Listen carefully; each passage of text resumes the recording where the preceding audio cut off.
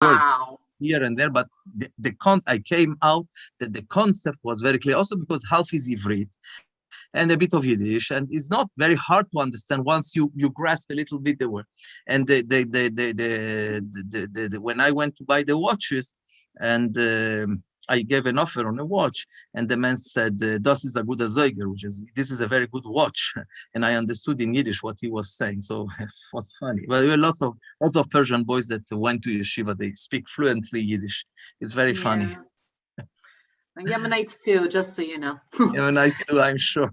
So I'm going to open. I just want you to know. Sure. So you can keep talking, but Yes. and if you just, I think you should take off my screen. Yeah, no, take off the screen because we'll give everybody a minute to come in. To take off completely the screen, just hold on. Unless you're more comfortable. If you're more comfortable leaving it, then leave it. No, I want to leave it because then I don't know exactly where to then I have to go back because you went away from it. One second. Let me see. What happens if I share, if I do presentation now like this? Can I see the people? Is it okay if I leave it like this? That's perfect. You're not going to see the people until the end. Okay, fine, no problem. I can see someone coming in. Yeah, right. Well, I'm going to move her though, and in a minute because I didn't get it right. So hello, Marilyn, but we're going to. Hi, thank you so much. Yeah. For some reason, I can't move you, but if you just turn off your camera and your microphone for now, and then at the end, we're going to open them. Okay. Turned off my camera, and so I have to mute myself? Yeah, please. Okay. Thank you. That's really weird. Usually I can do this for some reason. Oh, maybe because you're. Yeah. Okay. I got it. Okay. And so welcome everyone. I see people are coming in. People are on time, which is very nice. Thank you for coming. We're going to give everybody a few more minutes. We're just talking a little bit about world Jewry. This is the Jewish experience. So everybody who just came in now, you missed it. We were getting a little bit into Chabad, a little bit into the greater Jewish world and how we're all interconnected anyway.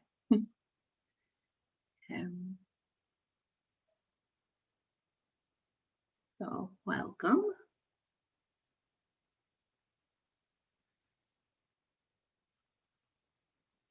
Is your wife going to join too? I don't know, maybe at the end. Okay. She's busy now with the kids. Okay, fine. Then we'll forgive her, but she should come at the end. Maybe people have questions for her. You know? Yes, but she already told me that I should answer a few questions because she has built a school online for our kids, and our kids get full Jewish education now online. So she wanted, if anybody asks, I'm sure people are very much interested and curious to know how we manage such little community to give some Jewish education and from education to our children. I will be very happy to answer that question. And if they don't ask, please, you ask it at the end, so I'll answer you. Okay. Ezrat Hashem, I have to remember, Okay. but I should. Sure, no problem.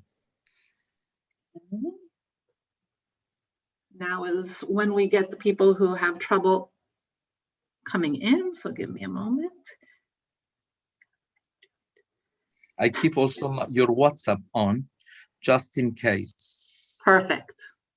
Please do. Send you a hello message now. And it's... No? Oh, there it is. Okay. Yeah. And so thank you everybody for coming. We're going to give everybody a few more minutes. I have to check one thing here. Always something technical, so I apologize.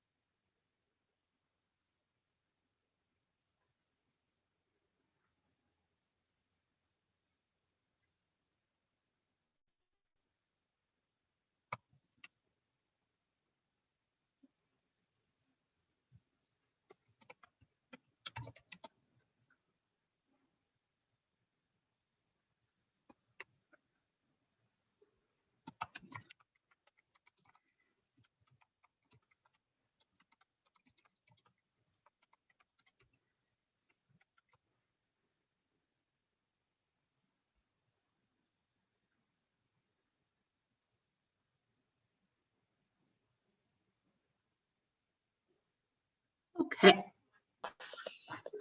We're going to try to, oops, wait, now I got to get it back. Okay.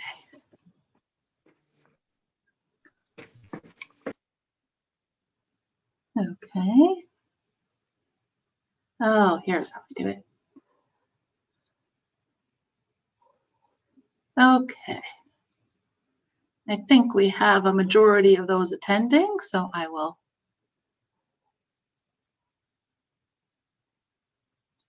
Okay. So welcome everybody. Thank you for coming. And I am very excited. I have to tell you, hi Vivian. Nice to not see you, but hopefully I'll see you at the end.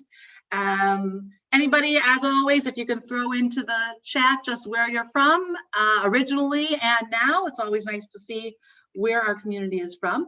And make sure to send it to panelists and attendees so we can all see it. And a few different logistic notes. Your cameras and microphones will be off until after the presentation. And when Moshe is finished with the presentation, we will allow you to open your cameras and microphones, and then we look forward to a lively discussion, especially about Venice, because it is one of my favorite places on earth. I have to tell you that I was there about 4 years ago for my husband's birthday. We went on a trip, and I was just saying how I miss traveling, and you just feel something different, particularly in the ghetto. And we were just talking about this, that the word ghetto actually comes from the Venice ghetto. It's a Venetian word, and Moshe is going to expand upon that because I just know the basics. But I was there actually for the anniversary of the Venetian ghetto, and it was actually a lively, nice event, and people are proud of it. It's a very unique kind of experience in Venice in general, and the Jewish community there in particular, and we're going to hear why. So I know you didn't come to hear me. I will hand the microphone over to Moshe. And Moshe Basali is actually a Persian Jew who is from Milan and talking to us about Venice. And I'm going to let him expand on his heritage because I think it'll be much more interesting to hear from him. So thank you, Moshe. I'm going to go to stop my video. Thank you very much. Good evening and welcome to our tour in Venice. My name is Moshe Basali. I will be your tour guide. And I wish that, please God, soon I will see you really here and you will be hosted by us, by our community, and we can have a real tour. What we are missing, but even this event of tonight fills up my heart. We haven't seen people for a year and a half, and we haven't had any work, and we hardly put on a minyan together. But Baruch Hashem, we try every day somehow to put together 10 people. Some older people don't want to come to the synagogue. Some people have left the city. Some people are in their country or mountain or resort house, so they are not in the city. And now tonight, I will give some presentation first about myself. My name is Moshe Basali. I was born in Milano. And I've been working in Venice already 30 years. And my family originally is from the city of Mashhad, Iran. We have now a smaller community of Jewish Persians that settled in Italy in 1950s. My parents both were got married in Italy. They met in Italy, and we were all born and raised up and got our education in Italy. I currently have a degree in economics and a degree in tourism. And our main business in the family is jewelers and diamonds. We do jewelry and diamonds. But recently I have become a tour guide in Venice. And in the last few years, I've been working also in this field, especially because the jewelry business is mostly winter and the tours are mostly in the summer. So I feel up since I got married, I needed both all the year round to work and non-stop. So I got also this job for making a living.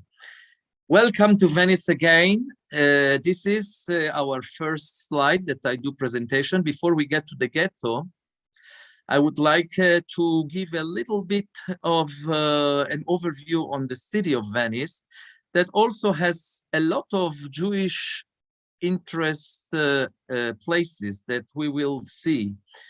And as we heard, the word ghetto comes from Venice, and shortly before we approach the ghetto, I will give you explanation about the word ghetto as well. This is the square called Piazza San Marco, is the most important square of Venice. On the left side, you see the Palazzo Ducale, which means the palace of the Doge, of the Duke, of the King of Venice. This was the center of all kind of decisions. Venice was a kind of a republic. And here were also was very close to the, you see the canal. So if they needed to send the boats on a war or to get sailors for the war, everything was decided and put into work here in this place. In Venice, you can get by several means of transportation. By plane, we have an airport called Marco Polo Airport, which is across the canal. You see Venice in the background and the airport on the canal. You can get from the airport also to the city just by boat or taxi boat. And this is from the plane, from air, you can see this Piazza San Marco, the main square of Venice.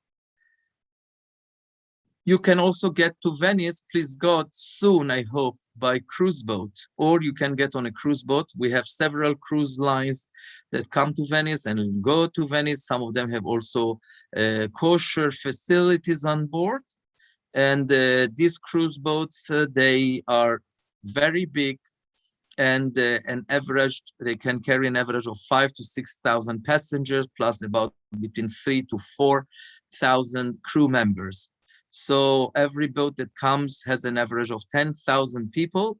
I remember 2 years ago in the summer, 15 cruise boats were standing one day in the port in one day. Was the peak.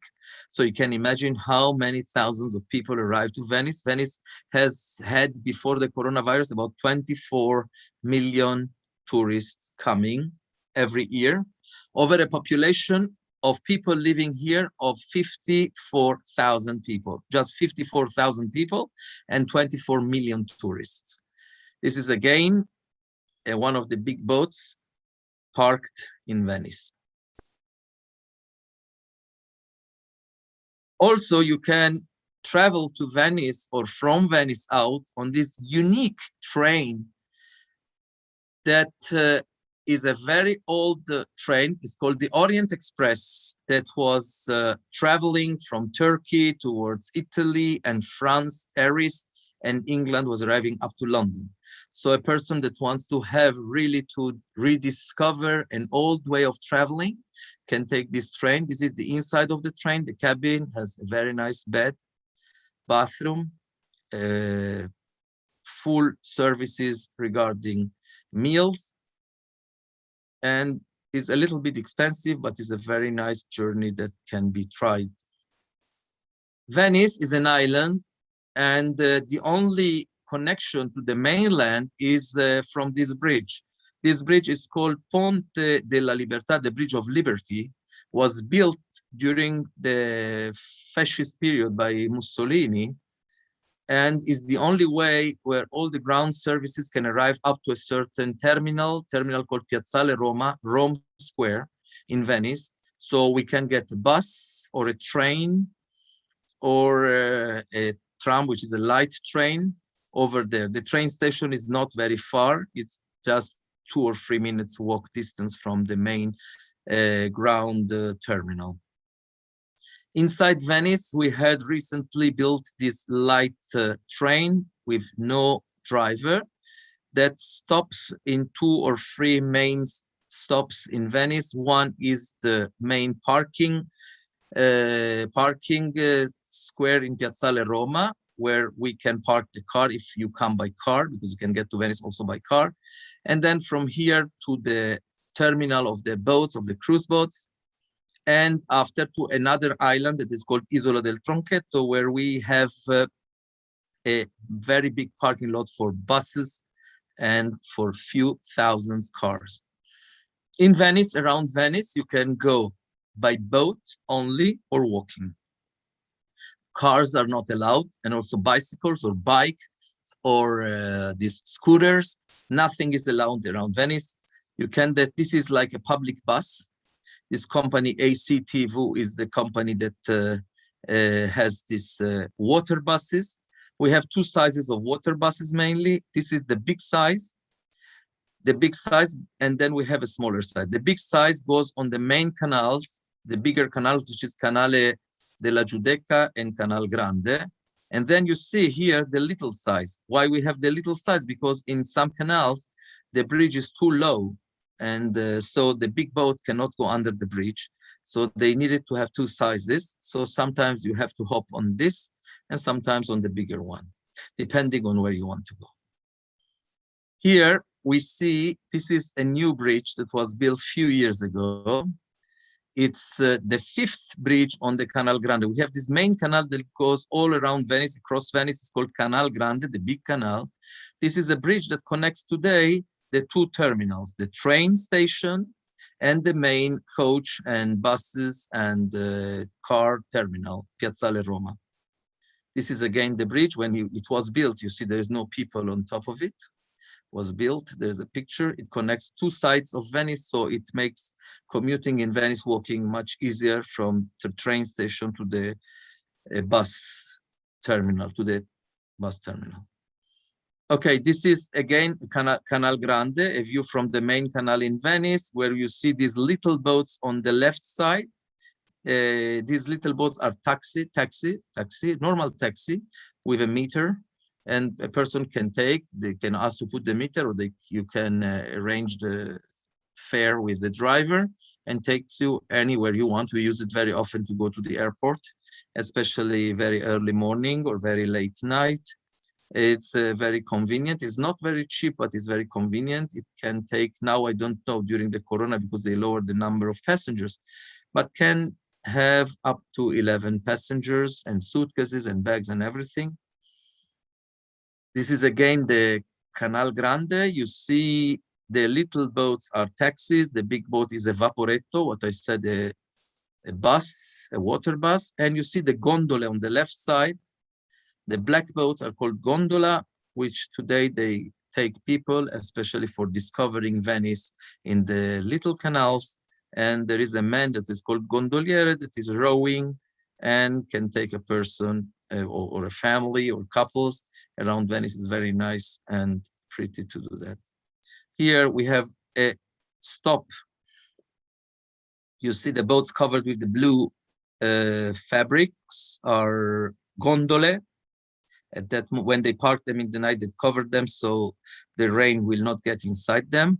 In front of the gondola, what is very interesting, we have a very big building, a white building that is called Ca' Pesaro.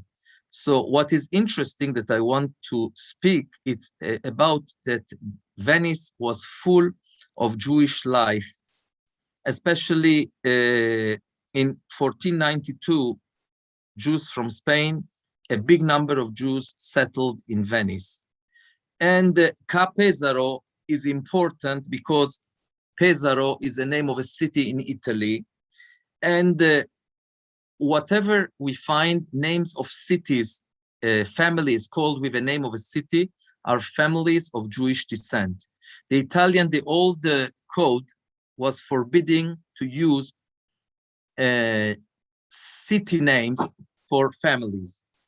But only for making clear who was Jewish or from which city this Jewish family was coming, the Jewish families were getting those names of those cities, especially from where they are originally from. So Pesaro was a Jewish family. After a while, they somehow, because they were making forced conversions, or they converted by themselves, or they just left the Judaism, they became but a very powerful and important and rich bankers' family. And they built this massive, massive building across the canal, which is beautiful to visit. Today is a museum. This is the inside of the Ca' Pesaro, of the building of the Pesaro. Have lots of big halls. And this is the entrance. One of the entrance, we see fresco everywhere. everywhere decorated, beautiful, huge. It's worth a visit when you come to Venice, even if it is not something like really Jewish, but had some kind of Jewish connections because the family at the origin was Jewish.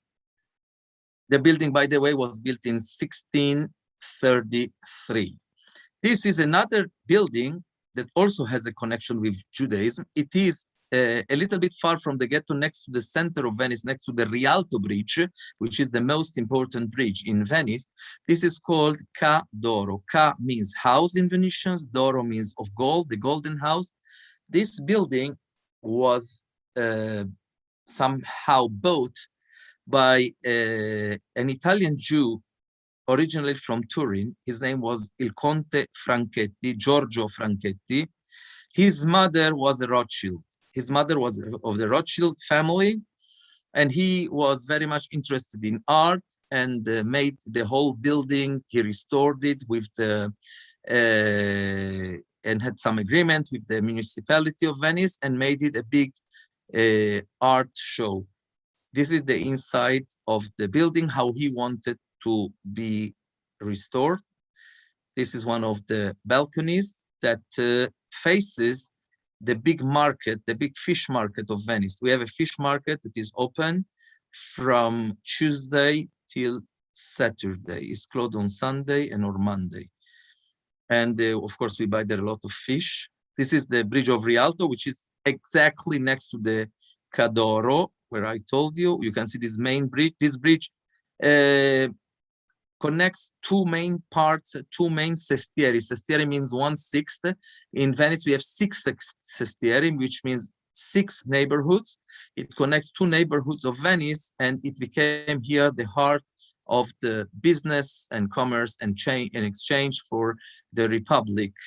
And you see on top of the bridge is full of warehouses and stores. And today also all these stores are still there, but they have been turned into mainly stores that supply souvenirs and items for the tourists. This is the fish market that I told you before. Of course, we buy a lot of fish there. First, because we haven't got really a lot of meat supply here, kosher meat supply.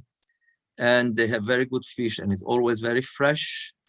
And sometimes when I go and I buy there, they just ask me, always they ask me, can we know where is your restaurant? And I said, don't have a restaurant. And they think they're lying them because thanks God, we buy a lot for Shabbat and for the Chagir. And they think that I own a restaurant. This is again the Bridge of Rialto. People can face and see Venice from both sides if they come on one side of the bridge or the other side of the bridge. And this is very interesting. We are still in Rialto on the top of a building that if you come, please God, I'll take you exactly where you can see this. On the top of this building, we can enter on the top of this building and see Venice from the top of the roofs. One thing that is very interesting, if you would like to buy some real estate in Venice, besides the fact they may ask you what really are looking for, something that's very unique, they ask you if you want to buy vista tetti, which means, would you like to see the roofs? Would you like to have a roof view?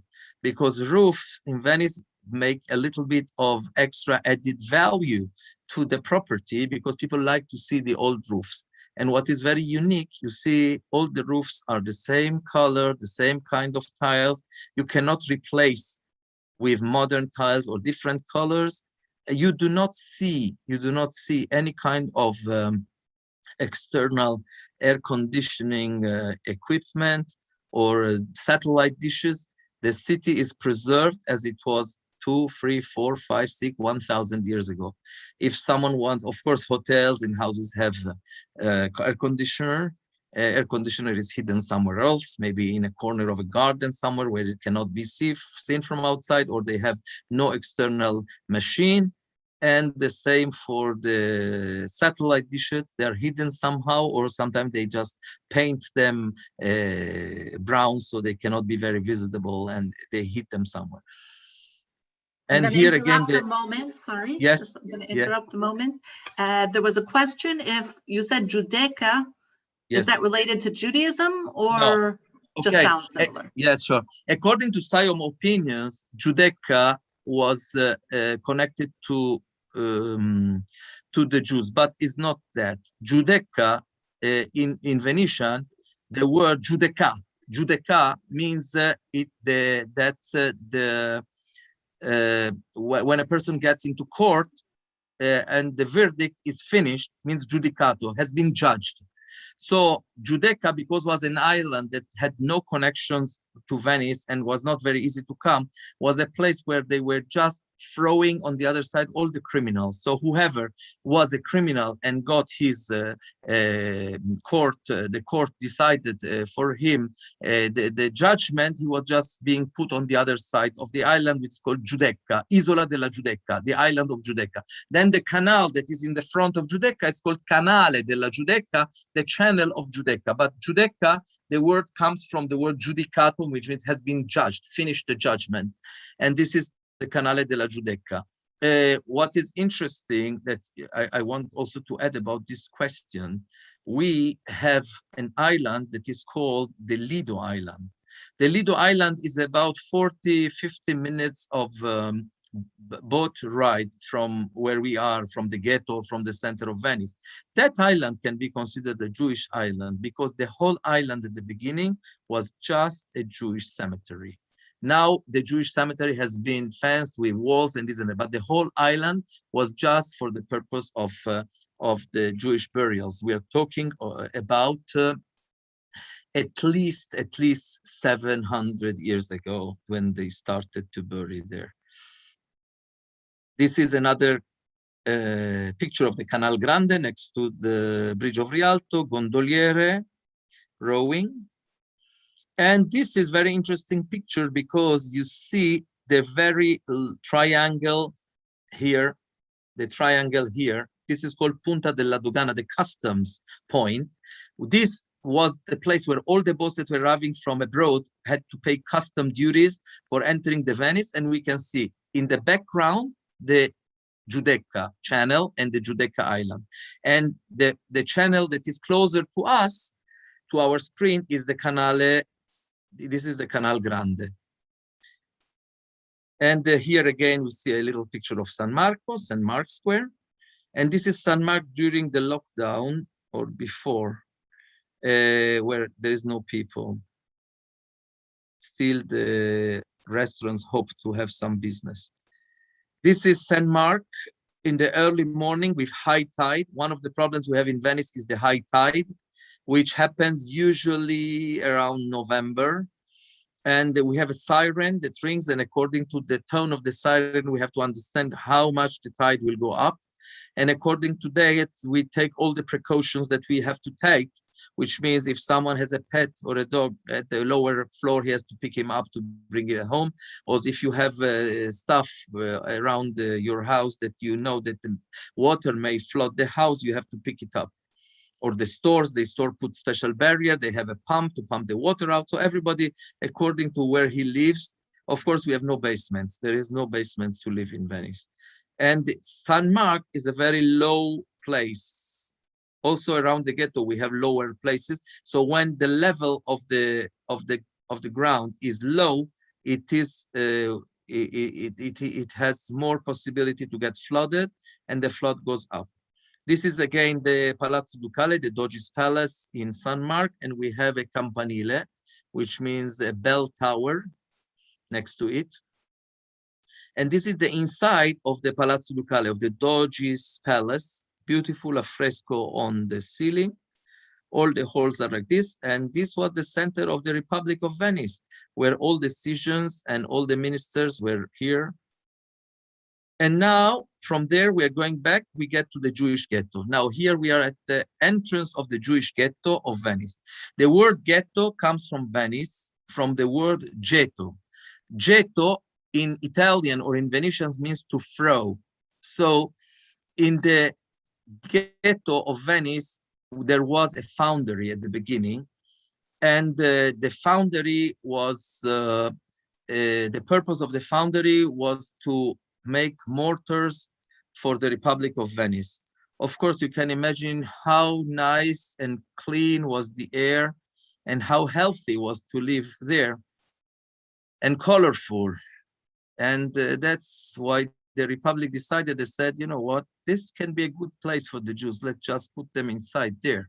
There is no air to breathe. It's all gray. It's all smelly. It's all dirty. And this was the place that decided to put and to close the Jews inside in 1516. Just 5 years ago, we had 500 years commemoration of the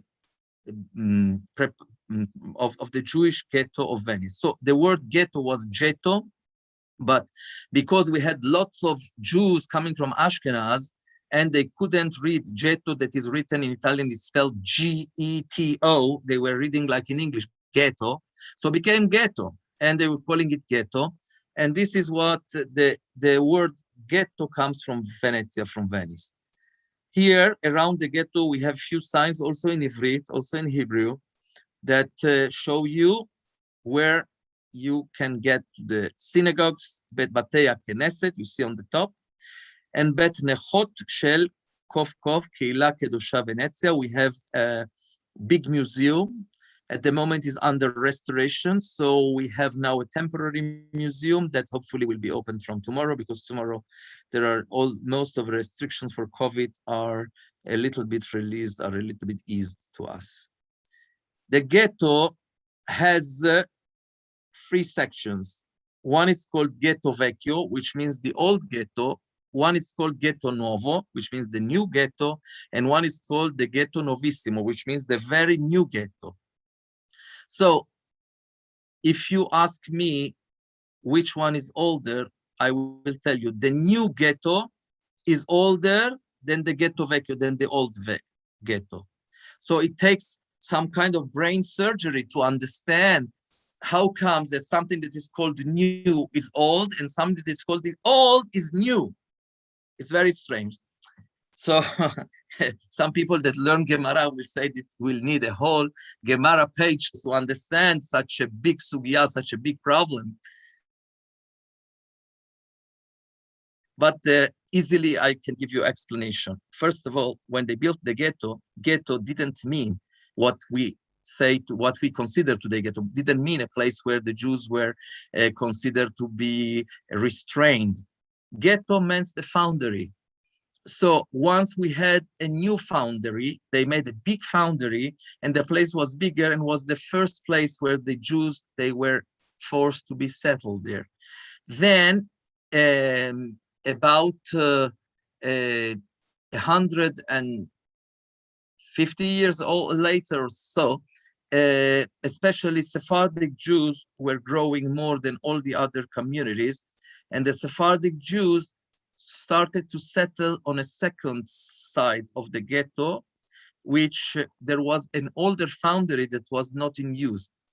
So the second part of the ghetto, that was the older foundry, was called Ghetto Vecchio, but it came after people lived in that place after, so more recently, and therefore the Ghetto Vecchio is more new from the perspective of Jewish life there. And in the Ghetto Vecchio, we have 2 very important Sephardic synagogues. And because we want to be focused on the Sephardic life of the Jewish ghetto tonight, we start from the Ghetto Vecchio. So Ghetto Vecchio, first, we see this building in the front is one of the synagogue is called the Levantine synagogue.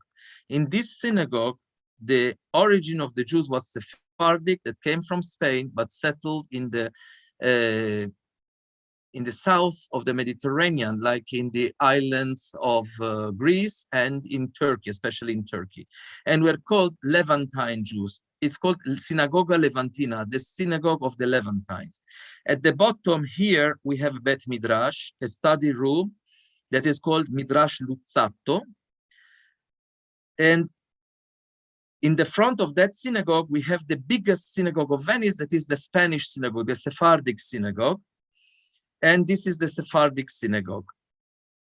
This is again the entrance to the Midrash Levantina.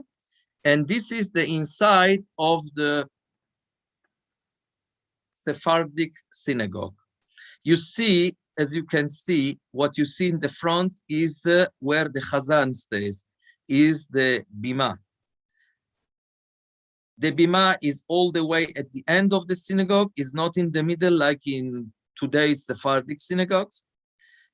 This is again the bima. We have two stairways for going up and coming down when people get an aliyah, aliyah la Torah. The chazan and the kriyat Torah, everything is made from this place. And this is in the front, we have the Aron HaKodesh, the Aron HaKodesh. What is very interesting now, you see the lights. The lights are put in 1920, I think, they wired the synagogues. Before 1920, there was no electricity in the synagogue. The whole thing was candles. So one day, just a few days ago, I was in the synagogue and I counted. There were about 350 candlesticks. You see, wherever you see a white thing, they're reproduced like a candle, which is not a candle, and the top has now a bulb. But previously were all candles. So they needed maybe 2 or 3 shamashim to come before every service, before Friday night, before the Hagim, to light 350 candles, and then at the end to go and to turn them off. This again, you see, what actually you see at the bottom here, these are real candles. These are real candles because we have just these 2 real candles that we use on Yom Kippur. Before Yom Kippur, they put on 2 real candles. So we can say Havdalah. This is the main Aron HaKodesh of the Spanish synagogue. And this, in front of the Spanish synagogue, we had the synagogue that I told you a little bit before. It's called the Levantine synagogue. What you see on the top, that little construction that sticks out of the building, is actually, we'll see from inside, is the bima, where the chazan stands. Why is sticking out? Because for the lack of space that Venice had and has today, they tried to steal in the air or wherever was possible a little bit of space. So they stole some space in the air and they extended the synagogue on the air. So we have, this is the bima for the chazanim, and it's on the top of the entrance. This is the main entrance to the Levantine synagogue. And this is the inside of the Levantine synagogue. This is the bima, what you saw from outside, that construction sticking out. This is the bima, again, has 2 stairways, one for going up, one for coming down, all wood, all carved wood. And these are a few pieces of silver that still today, all the Sifrei Torah of Venice have this kind of ornaments of rimonim, atarot. The crown is called atara.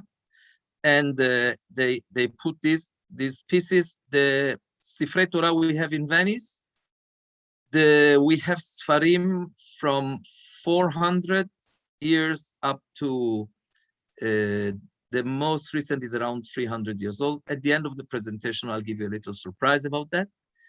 And we have stores, kosher stores around the ghetto. This is a bakery store we have. We had the restaurant, nowadays it's closed. We have another kosher restaurant that is meat, that is open. It's called Gam Gam Restaurant. And then we have a pizza store, kosher. And we have also some Judaica stores that sell a lot of Judaica, especially that's manufactured in Venice, like mezuzah cases or Pesach plates, because we have an island where they manufacture, they blow glass, and lots of the craftsmen, they do this glass, they blow the glass.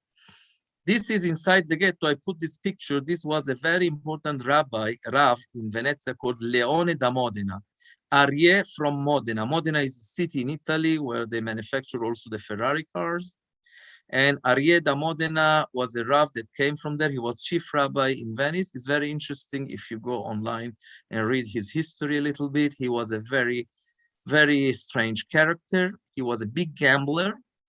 And he liked also to drink a lot of wine. And he wrote, but beautiful responsa of halakha, beautiful teshuvot halakha, beautiful commentaries. And he is buried in Venice. But he was the one who allowed the Italian Jews to drink the wine with the goyim. We are not drinking, of course, not us, not Italian Jews anymore. But he allowed that. This is the Bet Midrash, where he was giving his teachings. Rabbi Aryeh Modena is still there, called Midrash Aryeh Modena, in the middle of the ghetto. And in the front of Midrash Modena, you see on the little marble on top of the doorpost is written Midrash Vivante. Vivante was a very important family in Venice. Vivante means Hayim, means life. And the family Vivante had their own Bet Midrash. Some very relevant, important families, they had their own Bet Midrash, their own synagogue. They like to do their prayers on their own and to learn on their own. So we have 5 synagogues and 2 main Batei Midrash inside the old synagogues, which means that we get to 7 synagogues, plus 1 little synagogue that is very recent, that is made by Chabad Lubavitch. So we have 8 synagogues. We have also some few Batei Midrash from these families. And we see, now I show you a little video of Venice. And because we are going now from the Ghetto Vecchio to the Ghetto Nuovo, but actually this video starts now, and we'll show you a little bit about the 2 sides of the ghetto.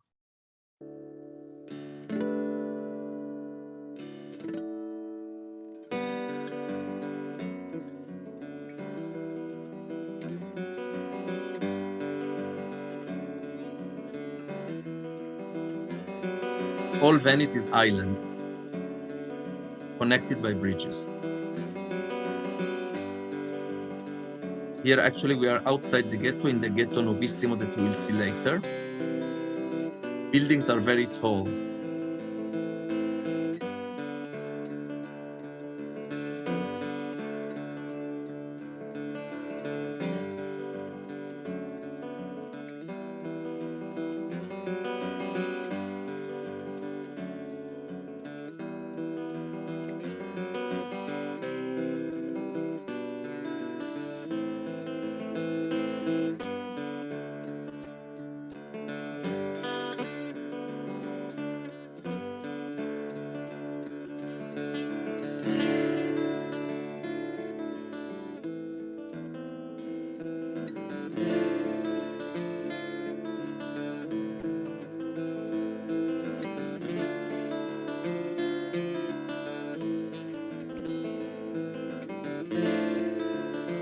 Buildings are very tall because Jews couldn't spread out the ghetto. They had to build on top of the buildings. So the ceilings are very low to allow to make more floors. We have buildings up to 9 or 10 or 11 floors with no elevator. This is the Ghetto Novissimo, the 3rd part of the ghetto. 1633, Jews paid a lot of money to the Republic of Venice after a big plague, and they got some more space to live. All Sephardic Jews, mostly bankers.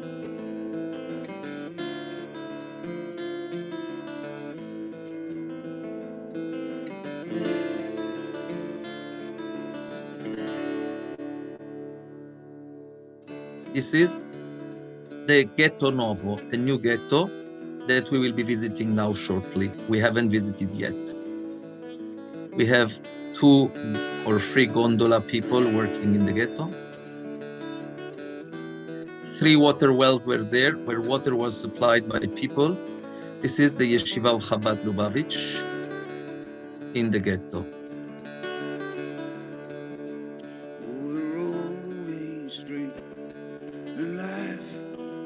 And in this main square, now we'll be visiting 3 synagogues.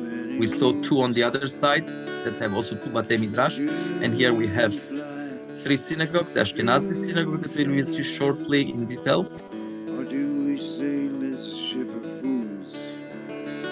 The Canton synagogue, that is a synagogue of Jews coming from France, Ashkenazi Jews from France, and the Italian synagogue.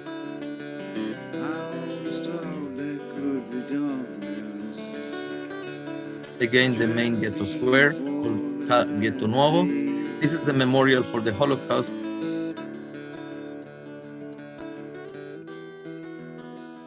In 1985, this artist made these works and gifted them to the Jewish community. lots of people, especially students from all over the world, they come to visit the Jewish ghetto. Over 100,000 people visit the Jewish synagogue. There was till few months ago a restaurant, kosher restaurant, that closed down. And this is, you will see a bridge that connects the two sides of the Ghetto Nuovo to the Ghetto Vecchio, the new ghetto to the old ghetto. But I never said it would be easy. I never said it would be this way. I always thought there could be darkness just before the light of day.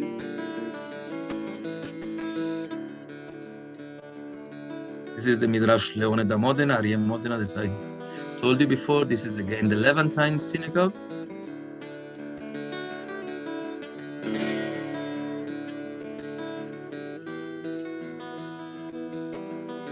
This is the inside of the Levantine synagogue.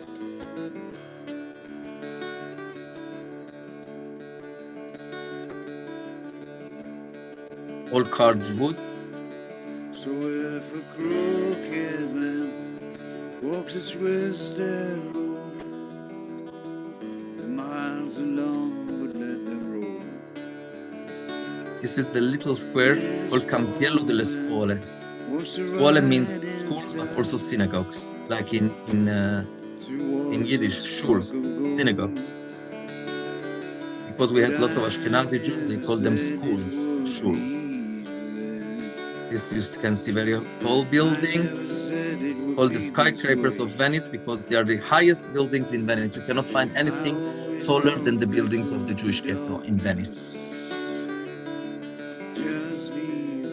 And here again, entrance to the main Spanish synagogue, Sephardic synagogue. Inside of the Spanish synagogue, this is the Chazan place.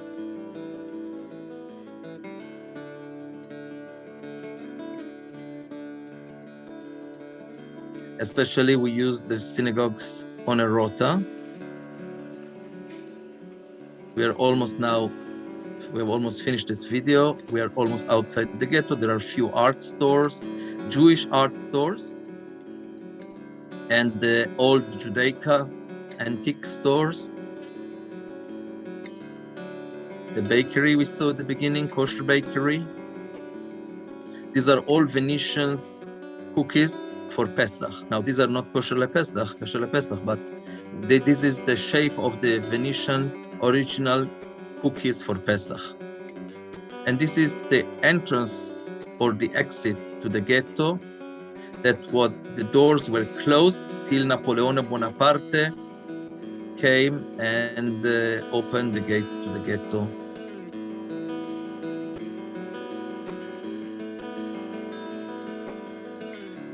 And still the marks of the old gates. And here by the entrance of the ghetto, you can see there is a kosher restaurant on the right. This is the people eating at the kosher restaurant outside the ghetto.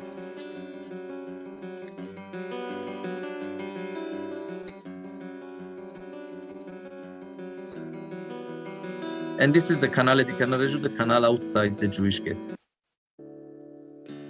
Okay, so now we are getting to the other side of the ghetto, to the second side of the ghetto that we haven't seen yet. It is called the Ghetto Nuovo.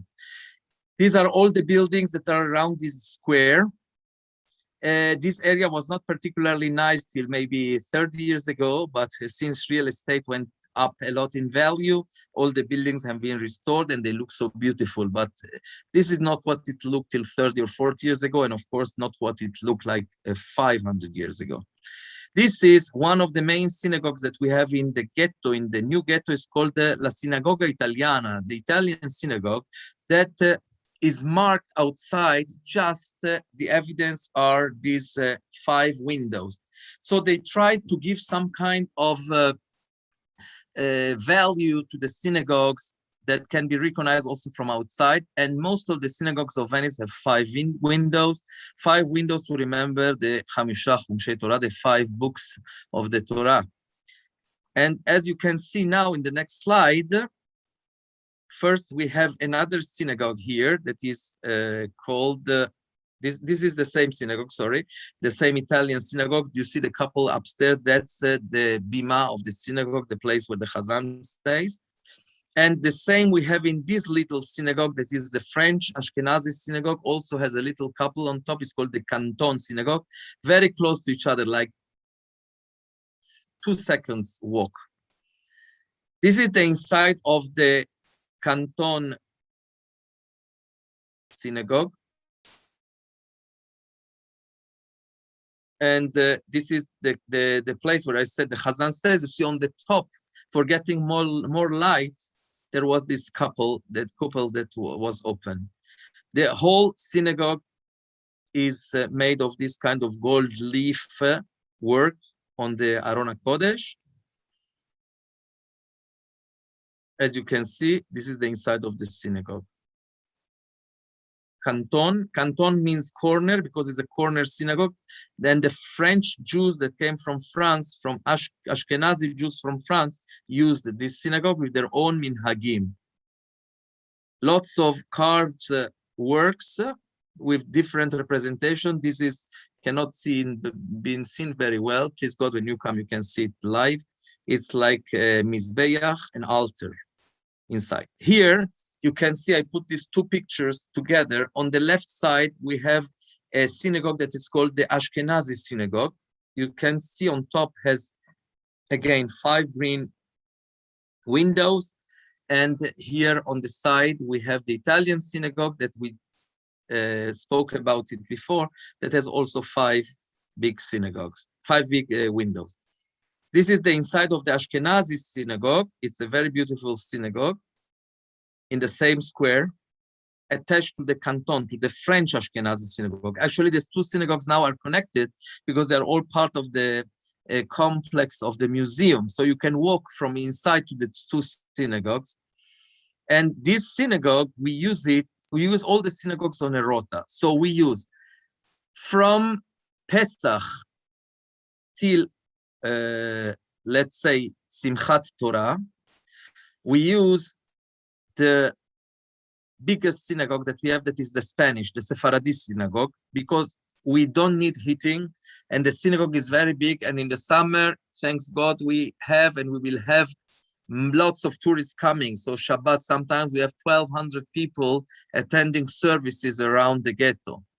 And we needed a bigger synagogue. So that's the synagogue we use. I call it the summer synagogue, but into myself, I call it the Morid Hatal synagogue. So when we switch from Mashiv Ruach to Morid Hatal, we use that synagogue, Morid Hatal synagogue. Then in the front, we had the more little one, the Levantine synagogue is also Sfaradi, from Jews coming from the islands of Greece and from Turkey. That is, for me, the Mashiv Ruach synagogue. We use it in the winter, which means after Sukkot, after Shabbat Bereshit, after Simchat Torah, we use that synagogue till Erev Pesach. Erev Pesach, usually, but it didn't happen in the last 2 years, just for Ta'anit Bechorot, we use the Italian synagogue. When you come to Venice, I'll tell you the secret, and I'll tell you a few secrets about that, are very interesting. We have some kind of golem there. I cannot tell you about it anymore now here. And I will share you these secrets, please God, when I'll see you. This is the inside of the Ashkenazi synagogue. We see again, the bima is by the end, and the Aron HaKodesh is on the front. I will see shortly. This synagogue, we use it on Hoshana Rabbah. You see under the bima, there is like a red stool. This is a kind of base that we use, and we put a Sefer Torah on this. And when we do the Hoshanot of Hoshana Rabbah, we use to put that in the middle. In the front, this is the same synagogue. On the top, you see the women gallery. And in the front, you see again the Chazan place. And in the front, Aron HaKodesh. This is the Chazan again, where the Chazan stays. In this synagogue, it's all Baroque. And this is one just piece of glass that is manufactured in Venice in one of the stores. I just put this here because it's Aseret HaDiberot and is also in golden leaf, like all the golden leaf that have been used, the same technique that has been used in the synagogues. Okay, now that we are at the end of our tour, I would like to give you a little bit of my personal contribution to this tour and a little bit about my personal life in Venice. So our son this year during the lockdown, thanks God, was bar mitzvah. And we managed, thanks God, to make him a beautiful bar mitzvah, even without sharing it with so much family or friends. And with getting all the bar mitzvah equipment like tefillin, talit, sidur, whatever he needed on DHL from Eretz Israel. I have good friends in Eretz Israel. They managed to prepare me all the stuff. Previously, I want to tell you that between 5 to 10 times over the year, we were going to Israel.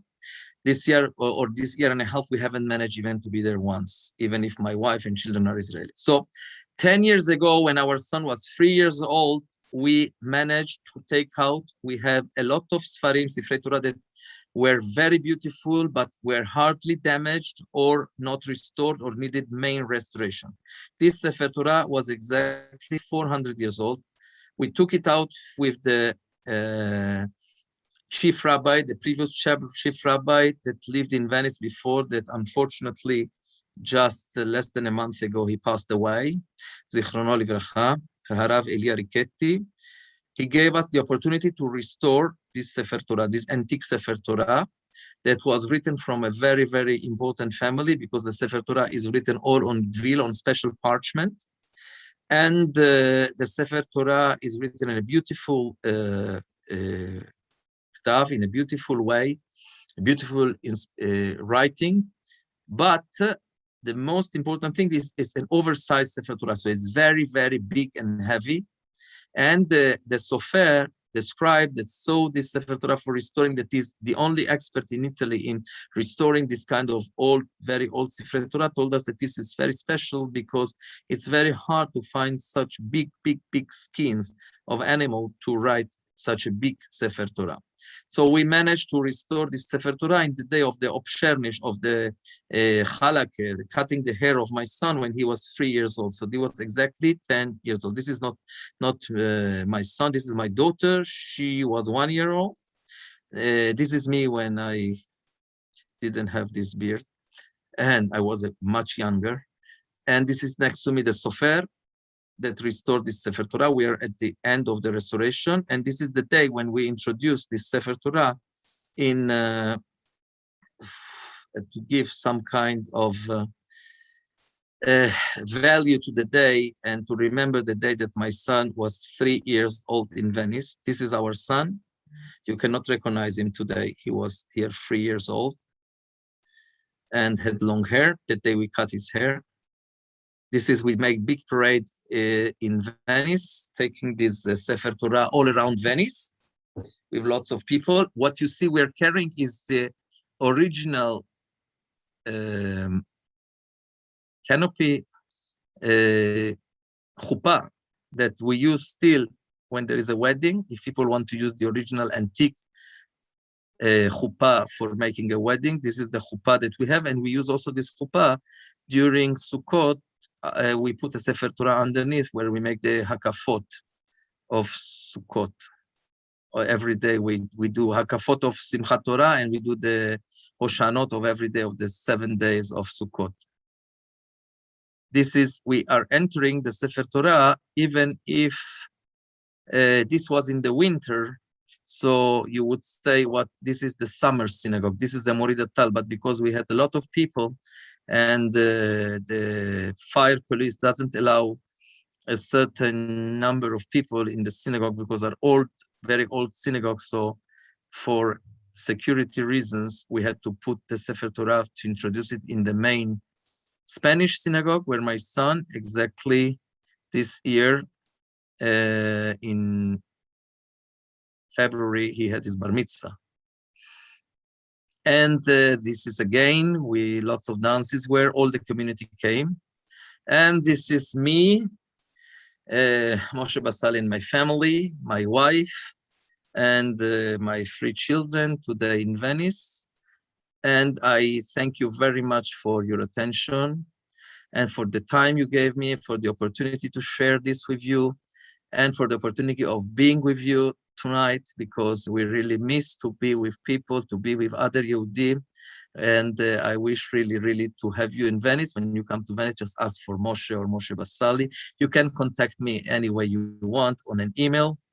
The email address is here. And I am also on Facebook, on LinkedIn. You can find me. And thank you very much, you all. Now I'm open to any kind of question, if I will be able to answer you. I don't know. Well, first, thank you so much. If you want to stop sharing so that we can allow people to open their cameras. Just amazing. And I have to say, I love Venice anyway.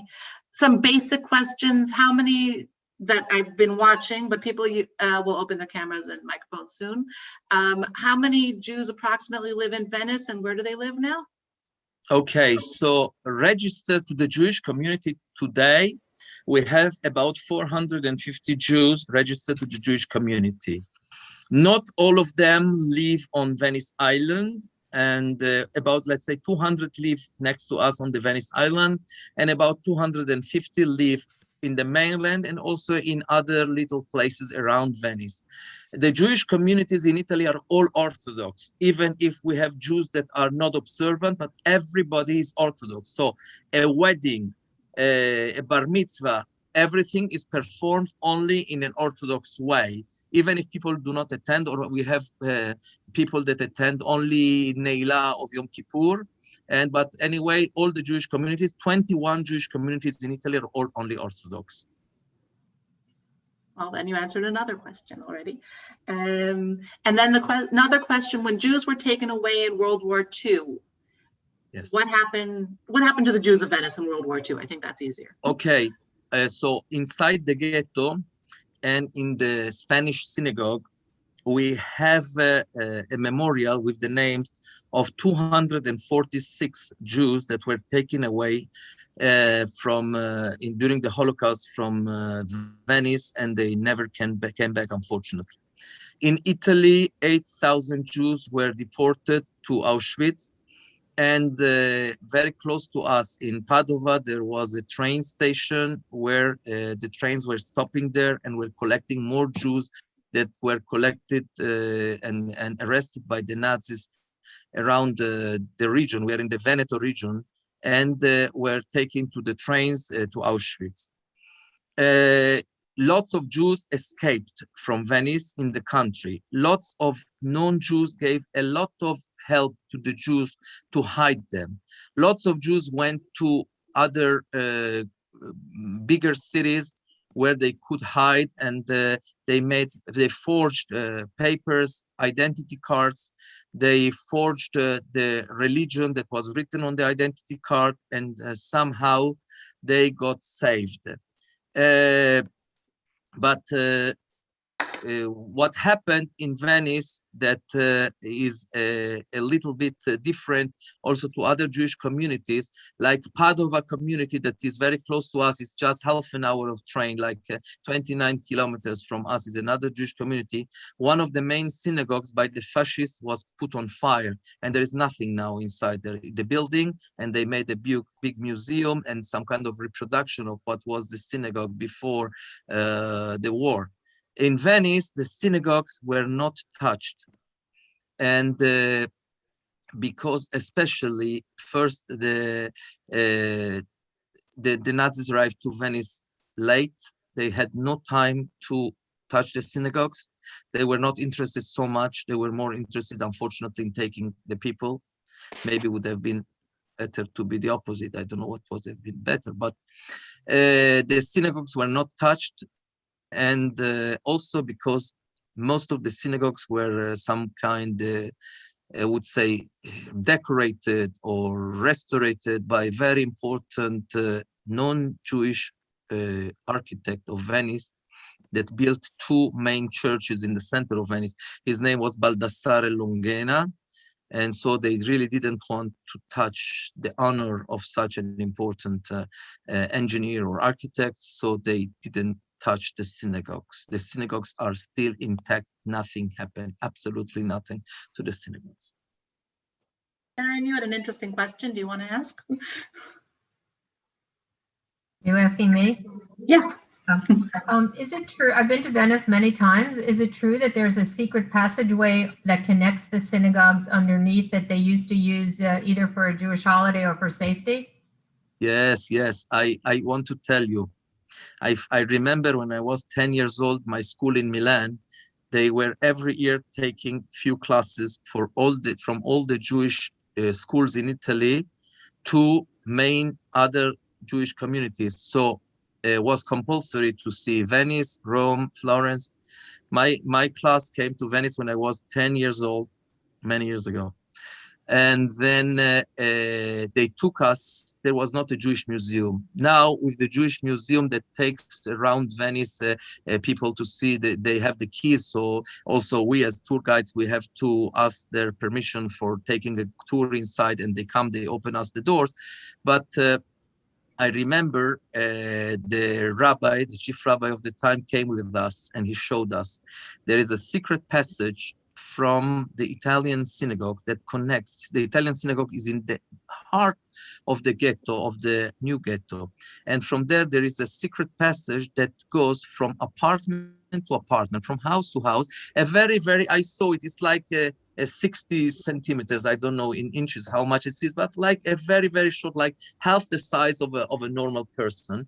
And or less than half, 1/3 of the size of a normal person. And this passage was like a little wooden door, and there was a little passage and was connecting another apartment, and from there to another apartment, and to another, and all the apartments were connected from this secret passage till the getting outside the ghetto. So the Jews knew that in case of Chas v'Shalom an attack to the Jewish ghetto, they could escape outside the ghetto using this secret passage, and it's still there. Wow. Amazing. Abby, did you want to ask your own question?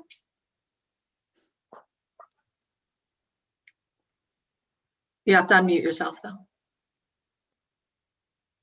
I have to check where the question is now, sorry. Oh, I can ask. It's fine. I just It disappeared from the screen, so.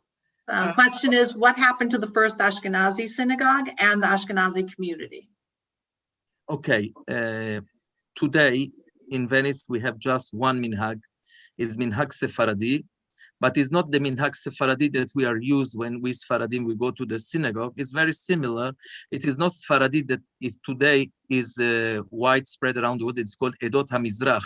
So if we are Persian, Libyan, Turkish, Moroccan, we mostly pray on the same Siddur. We have no difference. But the Siddur of Venice is very unique. Is Sephardi from Spain. And the Jews came from Spain, they built their own synagogue. And after the Jews from, and we had already here the Jews from Italy and the Jews from Ashkenaz. But slowly, these communities started to disappear, which means not even speaking about forced conversions, that when you come to Venice, I can show you exactly how these things were being performed by the Inquisition, that was the church and was very much connected to the state. So from time to time, especially I learned economics. So when I see in history that the cost of money was going up, like the interest that they had to pay was going up, the oppression to the Jews was becoming more and more. The things were getting harder for the Jews when the rate of interest were going up, because the government was borrowing from the Jews the money. And the first banks in Venice were just in the ghetto. There were free pound shops where the Jews were giving out the money. And slowly, after this, the Jews started to, when they could, to leave and to go to other places. And the Jews of Ashkenaz slowly went to other communities or went out, and their number decreased a lot. And so there remained mostly Jews from Sfaradim, and the whole minhag was united in one minhag. So we pray today, even if we pray in the Ashkenazi synagogue, or we pray in the French Ashkenazi synagogue, or if we pray in the Italian synagogue, we pray always the same nusach, the same minhag Sephardi from Venezia, which is not exactly like Minhag Sfaradi of that we are used to, but it's very similar. So I come from the root of a Persian family, so my minhag is pure Sfaradi, but I am Chazan in the synagogue, so I know, and my son as well. So we know exactly, we learned it's like we have less prayers, and some prayers are displayed in a little bit different order, but mostly is the same thing. But what you asked today is also very actual today. In Italy, the number of Ashkenazi Jews also around the main communities, also around Milano and Roma, that they had much bigger Ashkenazi communities, has decreased. And most of them have left. And recently we have immigration from Italy, outside Italy, especially among the Jews, like the community of Milan. Their number is decreasing day by day. So people are making aliyah, going to live in Eretz Israel, or we have part of our community that lives in America, in New York especially, and people looking for better opportunities of business, and the young people are looking for better social life, and they are aware of a big phenomenon that we have in Italy, unfortunately, phenomenon of assimilation, that especially in the little communities is very strong. So the parents allow their children when they get to university just to live and to go to live. With lots of people living in Switzerland, from Italy, in France, in England, in America, and in Israel. Monique had oh, wait, Monique had a question first, sorry. Okay, I think I'm unmuted. Yeah. You know, I found that interesting about the last names being named after the different areas. Did you find that, like, my name was Carasso, and there's a mountain Carasso in Switzerland, but it's very near Italy. Have you ever heard of being named? We have Carasso. I had a customer, my family, as all the Persians were working previously at the beginning in carpets, in rugs. So we have a Jewish dealer, his name was Carasso, and we were working with him. Is a Jewish Italian family name, Carasso. I don't know if it is from Spanish root, but I have heard, and we have this Carasso in Italy, a lot of Carasso Jews. Okay. I don't know if it is the name of a city. I haven't come across. I can check. It's in Switzerland. There's a small town. There's a mountain called Carasso. And it's a small town around the mountain called Mount Carasso, and it's very near northern Italy. Yes, so could be because. So it's interesting, but I've traced it back to Puglia, the region of Puglia. Carassos. Yes, so yes. I haven't had a connection to that mountain, but I'm trying to figure it out, you know. Yes, so could be. So whoever we find in Italy that has the name, family name of a city, we know 100% that is of Jewish descent. So it can be Rimini, can be Mortara, can be Pesaro, can be Venezia, and any city That's that you really find. Interesting. Yes, it can be of Jewish origin.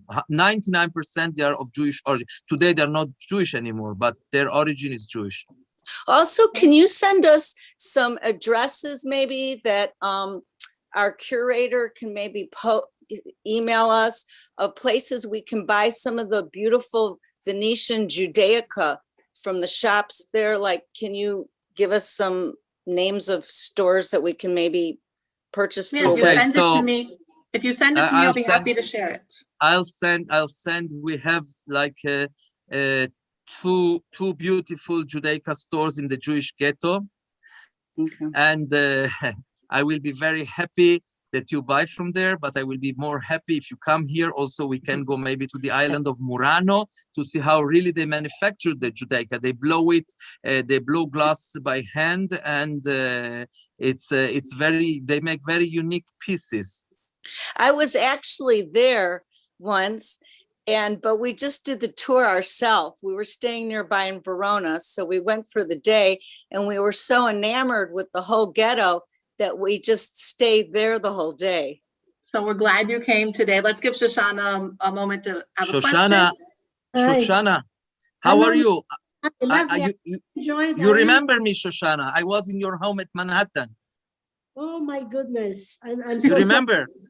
I don't. Was about 30 years ago, maybe. Wow! Okay, so my question is, do you live in Venice with your family only summertime when the children don't have school? No, I have moved to Venice from Milano about definitely 16 years ago. Previously, I lived in Milano, but I was commuting 2-3 days to work in Padova and Venice, where I was meeting you. You remember we met in Padova once, me and you. Wow, I On have the- terrible memory, but I'm so Also, happy. we took the train together to Milano. I remember very well because me and you, we were in the same business. Yes. How did we get to know each other? Through my family, maybe in Italy, in Milan? Of course, your brother, your family are all friends of mine. I know you, and you invited me one day to Manhattan to your home. I came to pick up a credit card. Maybe you remember, for Benny Gul, zichrono livracha.